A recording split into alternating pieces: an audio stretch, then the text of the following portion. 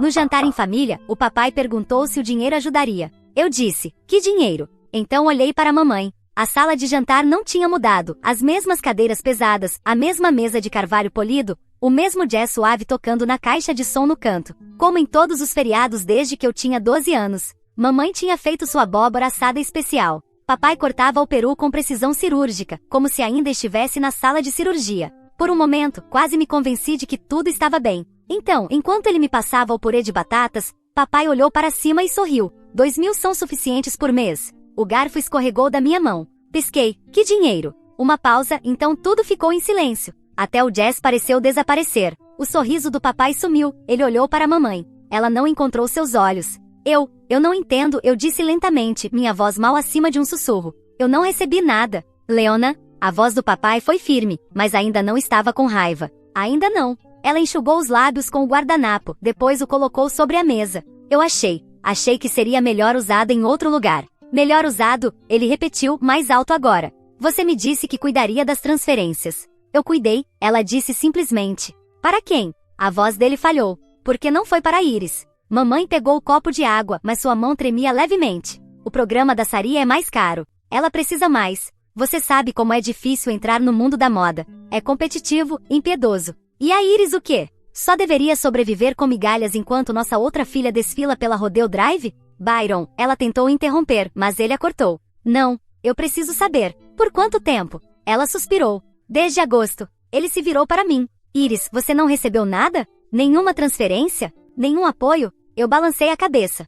Perguntei uma vez. Mamãe disse que não sobrou nada depois da mensalidade. Os ombros dele caíram. Eu achei que você estava bem. Tenho trabalhado à noite e eu disse. Dou aulas, pego turnos no bar, pulo refeições. Mas claro, estou ótima. A cadeira da mamãe rangeu quando ela se levantou. Não façam isso aqui. É dia de ação de graças. Papai não se mexeu. Ele apenas me olhou, como se estivesse me vendo pela primeira vez em muito tempo. Preciso de um pouco de ar, eu disse, levantando-me. O corredor parecia quieto demais, familiar demais. Saí para fora, agarrando meu casaco e tentando respirar. O semestre de outono virou uma sequência de noites longas e dias ainda mais longos. Enchi minha agenda até não sobrar um único quadrado vazio no calendário. Aula de anatomia pela manhã, aulas particulares à tarde, turnos no bar que se estendiam além da meia-noite. Eu dizia a mim mesma que era temporário. Só até eu me recuperar, só até o aluguel estar pago, só até eu conseguir respirar. Na maioria dos dias, eu pulava o café da manhã. O almoço era o que eu conseguisse pegar entre os prédios, geralmente uma barra de proteína e café preto. O jantar era miojo ou doces do dia anterior da cafeteria perto do campus, que jogava fora os produtos não vendidos no fim do expediente. Meus sapatos começaram a se descolar nas solas. Eu os grampeei durante um turno na sexta-feira à noite no bar. Meu corpo finalmente parou de fingir. Lembro claramente do momento. Bandeja de bebidas na mão, música pulsando, alguém acenando por atendimento e então calor. Depois nada. Quando abri os olhos, havia branco estéril acima de mim, o bip lento dos monitores e um soro no meu braço. A enfermeira da emergência perguntou se eu tinha alguém para ligar. Eu disse que não. Mais tarde, meu gerente me contou que ligou para meus pais depois que a ambulância veio. Ninguém atendeu, ele disse. Deixei recados, achei que eles apareceriam. Eles não apareceram. 2 dias depois, Cal, meu parceiro de laboratório, apareceu sem ser convidado. Ele soube através da Grapevine, trouxe uma sacola plástica com mantimentos e uma travessa de ziti assado. Eu não tinha dado meu endereço, mas ele me encontrou mesmo assim. Você parece que está desaparecendo, ele disse, colocando a comida no balcão. Eu me sentei na beira da cama, pernas cruzadas, moletom puxado até o queixo. Estou bem, eu disse. Ele não discutiu, apenas me entregou um prato e sentou à minha frente. Em silêncio, dei uma garfada. Estava quente e real, e tive que me segurar para não chorar por causa de um garfo de macarrão. Naquela noite, dormi por 12 horas seguidas. Na manhã seguinte, olhei meu celular. 2 mensagens da mamãe. A primeira, fico feliz que esteja bem. Você pode mandar para a Saria o nome daquela marca de cuidados com a pele que você gostava? A segunda, não se esqueça de comer. Apaguei as 2. Mais tarde naquela semana, vi a Saria postar um vídeo de um brunch em West Hollywood, o rosto dela iluminado pela luz filtrada do sol, com a legenda, não há melhor jeito de começar o dia. Obrigada, mamãe. Fiquei olhando para a tela por um bom tempo, antes de abrir o aplicativo do banco. A tela do meu celular tinha uma rachadura fina cruzando o canto inferior, dividindo rostos e textos, só o suficiente para distorcer a ilusão. Mesmo assim, rolei a tela. Não porque eu queria, mas porque não conseguia evitar. Saria tinha acabado de postar um carrossel de fotos num lounge no terraço em West Hollywood. Havia cadeiras de veludo, coquetéis com bordas douradas, o tipo de luz solar que faz tudo parecer caro. Ela usava um vestido de seda creme com etiqueta Dior, o cabelo preso de um jeito que provavelmente custava mais do que todas as minhas compras da semana. A legenda dizia: mamãe sempre sabe exatamente do que eu preciso. Vida de Brant, estilo lá. Presente. Travei o celular, o coloquei virado para baixo no chão e me recostei no colchão. O teto acima da minha cama tinha tinta descascando. A mini geladeira zumbia alto no canto. Eu não comprava vegetais frescos havia 3 semanas. Um mês atrás eu tinha mandado um e-mail para a mamãe perguntando se ela podia ajudar a cobrir o custo de um novo atlas de anatomia. O meu estava se desmanchando, com páginas faltando, manchadas de água por causa de um copo derrubado durante uma maratona de estudos à noite. Ela respondeu no dia seguinte: isso é um luxo, Iris. Você vai ter que se virar. Na mesma semana, Saria postou sobre suas novas botas da Balenciaga. Obrigada à minha mãe incrível por sempre apoiar o sonho. Eu ainda conseguia ouvir a voz dela, doce e natural. Eu não estava com raiva, exatamente só vazia, como se a parte de mim que ainda tentava entender o desequilíbrio finalmente tivesse desaparecido. Ainda assim, eu não estava pedindo para ser mimada. Eu só queria parar de racionar Tilenol. Peguei o celular de novo. A última história da Saria era um clipe curto, ela rindo, o cabelo ao vento, enquanto se inclinava sobre uma varanda com a cidade se estendendo abaixo dela como um palco. Havia jazz tocando suavemente ao fundo. Assisti 3 vezes antes de silenciar o som e abrir a câmera. A iluminação do meu quarto era fraca demais para que qualquer coisa ficasse boa. Mesmo assim, tirei uma foto, unhas rachadas, dedos calejados, o mesmo moletom cinza que eu usava havia 4 dias. Sem legenda. Não postei. Em vez disso, abri meus contatos e rolei até encontrar o nome dela. Eu não ligava para Saria fazia meses. A maioria das nossas conversas eram mensagens curtas, sempre iniciadas por mim. Fiquei olhando para a tela, o polegar pairando antes de pressionar o botão de chamada. Saria atendeu no segundo toque, a voz leve, despreocupada, exatamente como eu lembrava. Iris? Uau, você nunca liga. Está tudo bem? Sim, menti, só queria saber como você está. Já faz um tempo. Ela riu. Você está com saudades de mim?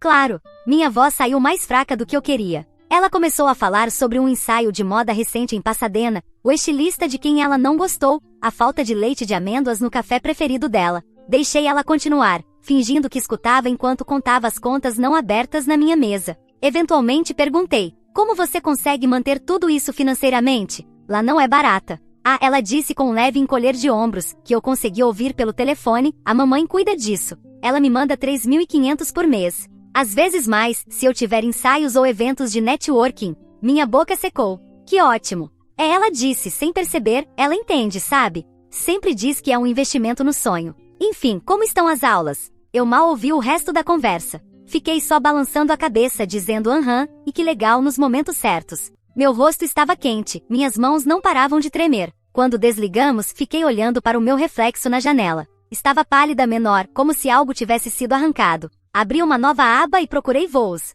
O assento mais barato tinha 2 escalas e um atraso de 6 horas, mas me levaria a Chicago a tempo para o jantar de ação de graças. Cliquei em reservar agora, fechei o notebook, empurrei a pilha de contas para o lado e comecei a arrumar minhas coisas. Eu não sabia exatamente o que iria dizer quando chegasse lá, mas sabia que não podia mais ficar em silêncio. E sabia que a mesa em que eu me sentaria nunca mais seria a mesma. Sentamos à mesa da cozinha, a luz do sol entrando pelas mesmas janelas onde eu costumava pressionar meus testes de ortografia esperando elogios. A refeição foi silenciosa, quase cuidadosa. Mamãe tinha feito sopa de lentilhas e salada de frango. Nada extravagante, mas mais do que eu tinha comido em semanas. Forcei 2 garfadas antes de deixar o talher de lado. Papai olhou para mim. Você perdeu peso. Dei de ombros. Acho que sim. Você está bem? Define bem, eu disse. Ele franziu a testa. O que você costuma comer? Miojo, sanduíches com desconto, sobras do trabalho, se eu tiver sorte. Ele fez uma pausa. Os 2.000 não estão sendo suficientes? Olhei para ele. Ele não estava sendo sarcástico. Ele realmente não sabia. Não houve transferências, pai. Nenhuma. O garfo dele caiu no prato. Ele se virou para a mamãe. Leona? Ela manteve os olhos na tigela. O silêncio se estendeu até se tornar insuportável. Tenho mandado para Saria, ela disse finalmente, a voz firme. Ela precisa mais. A boca do papai se abriu levemente, mas nenhuma palavra saiu. Ela está na moda, Byron. Mamãe continuou. É caro. Ela tem eventos, pessoas para conhecer, ela precisa manter uma certa imagem. Eu pisquei. E eu não preciso comer. Mamãe me lançou um olhar, como se estivesse surpresa por ouvir minha voz. Eu não estou dizendo que você não precisa de ajuda, disse ela cuidadosamente, só achei que você era mais forte. Você sempre deu conta. Saria é mais sensível. Papai se levantou devagar. Você me disse que mandaria todo mês para Iris. Você me deixou acreditar que ela estava bem. Mamãe disse, agora mais alto. Ela sempre está. Papai olhou para mim de novo, desta vez com algo que parecia mais pesado que choque. Parecia culpa. Afastei a cadeira. Eu vim aqui em busca de respostas. Não esperava que fossem tão simples. Mamãe se virou para mim, mas eu já estava indo pelo corredor. A voz dela sumia atrás de mim enquanto eu chegava ao meu quarto e fechava a porta. Papai bateu à noite. Eu não respondi, mas ele abriu a porta mesmo assim, devagar, como se não tivesse certeza se tinha o direito de estar ali. Não consigo dormir, disse ele. Fico repassando tudo. Eu me sentei, esperando. Ela me disse que estava mandando todo mês. Eu pensei que você estava bem. Achei que estivesse confortável. Eu não disse nada. Ele se sentou na beira da minha cama. Você se lembra quando a Saria ganhou o carro dela? Assenti. Eu ganhei um talvez no ano que vem. Ele soltou o ar pelo nariz, como se a lembrança doesse mais agora. Eu disse que só podíamos comprar um carro na época. Ela me disse que você não se importava. Eu me importava, respondi simplesmente. Ele assentiu devagar. Fico lembrando daquele verão. Você queria fazer aquele acampamento médico. Ela disse que você mudou de ideia. Disse que queria ficar em casa e economizar. Eu chorei por uma semana quando ela me contou que não podíamos pagar. Saria foi para a Itália naquele verão. Ele desviou o olhar. Eu deveria ter feito mais perguntas. Ela tornava fácil não fazer. Ele ficou em silêncio por um tempo. Ela sempre dizia que você era independente, que não precisava de tanto, que daria um jeito. Ela não estava errada, eu disse. Eu dei um jeito. Só que eu não deveria ter precisado. A mandíbula dele se contraiu. Isso não é sobre força, Iris. É sobre justiça. E eu ignorei isso por tempo demais. Eu conseguia ouvi-los discutindo de novo lá embaixo. A voz da mamãe subia, aguda, algo sobre lealdade. A resposta dele, mais baixa, mais zangada, cortava pelas paredes.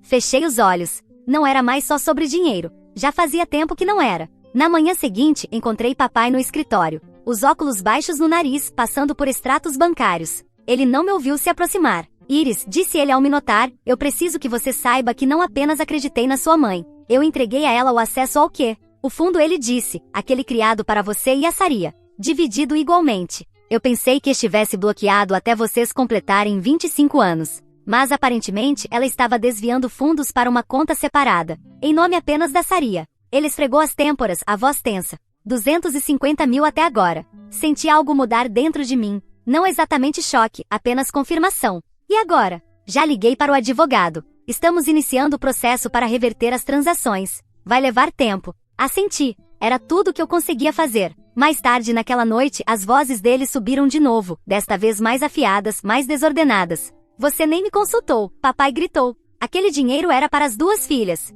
Ela precisa mais. Mamãe retrucou. Eu fiz o que era melhor para ela. Para ela, não para nós. Não para Iris. Ouvir meu nome assim, alto, defendido e não descartado, provocou algo em mim para o qual eu não tinha palavras. Fiquei no topo da escada ouvindo. Eu confiei em você, disse ele de novo, agora mais baixo, e você roubou da nossa própria filha. Me virei antes de ouvir a resposta dela. Eu já sabia como soaria. Saria ligou 2 dias depois. A voz dela era tensa, cortante. Mamãe me disse que agora estou recebendo só 1.000 por mês. É verdade? Sim, eu disse. Papai está cuidando das finanças agora. Ela soltou o ar com força. Eu não consigo viver com isso. Aluguel, aulas, materiais, eu sei. Houve silêncio, como se ela estivesse esperando que eu oferecesse uma solução. Eu não ofereci. Você realmente acha que isso é justo?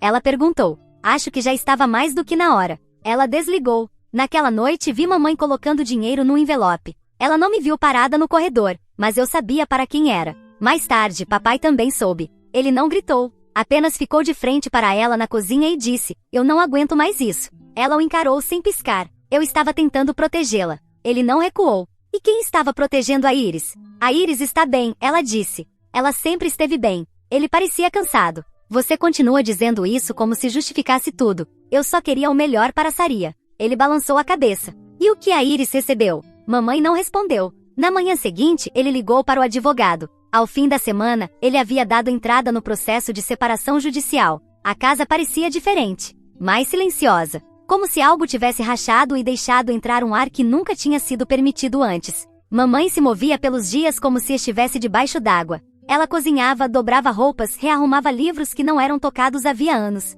Mas ela não falou comigo. Não de verdade. Fiquei por mais 2 noites. O silêncio entre os cômodos se estendia como algo que ninguém queria nomear. E quando arrumei minha mala e fechei o último zíper, ela ficou parada na porta de braços cruzados, como se não soubesse se ia dizer algo ou não. Não disse. De volta a Filadélfia, os dias pareciam diferentes. Cancelei 2 dos meus turnos. O bar me deixou ficar apenas nos fins de semana. Continuei dando aulas particulares porque gostava da clareza silenciosa de explicar as coisas. No restante do tempo eu estudava, dormia e comia comida que não vinha de pacotes. Minhas notas subiram rápido. Não porque eu tivesse ficado mais inteligente de repente, mas porque finalmente conseguia respirar. Comprei um par de tênis novos. Nada caro, apenas intactos. Pareciam um upgrade. Eu precisava ganhar 2 vezes, uma no trabalho, outra em valor. Saria passou a mandar mensagens com mais frequência. No começo era por hábito, depois virou outra coisa. Ela mandava fotos de roupas que estilizou para clientes na boutique. Não são de marca, mas gosto mais delas, escreveu uma vez, elas realmente parecem minhas. Eu não soube o que responder, então apenas disse, fico feliz. Uma noite, ela ligou sem avisar. Sua voz estava mais baixa que o normal. Acho que agora finalmente entendo. Entende o quê? O que isso te custou? Tudo isso. Houve uma pausa longa o suficiente para soar sincera. Eu não queria acreditar, disse ela, porque se eu acreditasse, teria que admitir que mamãe facilitou tudo para mim. E isso significaria que ela tornou tudo mais difícil para você. Recostei na cadeira, olhando para o teto. Não preciso que você se sinta culpada, eu disse. Só não finja que foi justo. Não vou. Foi tudo o que dissemos por um tempo. Ouvi o som de vidro do lado dela, provavelmente chá, não vinho. Saria nunca gostou de álcool. Odiava o gosto. Eu sempre achei isso engraçado. Ela pigarreou. Você vai voltar para casa nas festas de fim de ano? Não sei. Papai vai. Eu também. Hesitei. Talvez a gente possa ir juntas, ela acrescentou. Eu não disse sim, mas também não disse não. Já faz 1 ano desde aquele jantar. Ainda estou em Filadélfia, ainda na faculdade, mas tudo parece mais estável agora. Eu durmo. Eu como. Eu estudo sem olhar para o relógio como se fosse uma ameaça. Meus professores notaram a diferença. Eu também. Saria ainda está em Los Angeles, mas ela não é mais a mesma garota que postava todo brunch. Trabalha meio período numa boutique que promove moda sustentável. Ela desenha peças com tecidos reaproveitados e fala mais sobre artesanato do que sobre alta costura. O orgulho na voz dela é mais discreto, mas real mamãe trabalha agora numa loja de artigos para casa. Diz que é temporário, mas eu não pergunto mais nada. Nossas ligações são breves, educadas. Há uma distância que nenhuma das duas sabe como atravessar. Papai, por outro lado, liga toda semana. Às vezes falamos da faculdade. Às vezes não. Quando ele visita, traz livros e mantimentos, e escuta como se o tempo já não fosse um luxo que ele precisa racionar. Uma noite, Saria ligou justo quando eu saía da biblioteca. Tô pensando em ir para casa nas festas de fim de ano, disse ela, para ver a mamãe. Eu não disse nada. Quer ir comigo? Ela perguntou. Não por ela. Só para fazer certo desta vez.